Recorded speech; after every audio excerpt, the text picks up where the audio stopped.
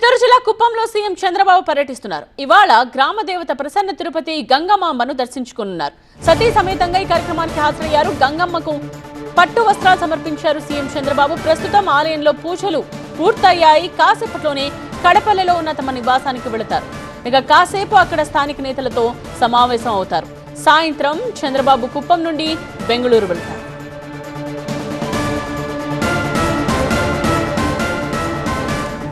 చిత్తూరు జిల్లా కుప్పంలో సీఎం చంద్రబాబు పర్యటిస్తూ ఉన్నారు. గ్రామ దేవత ప్రసన్న తిరుపతి గంగమ్మను దర్శించుకున్నారు.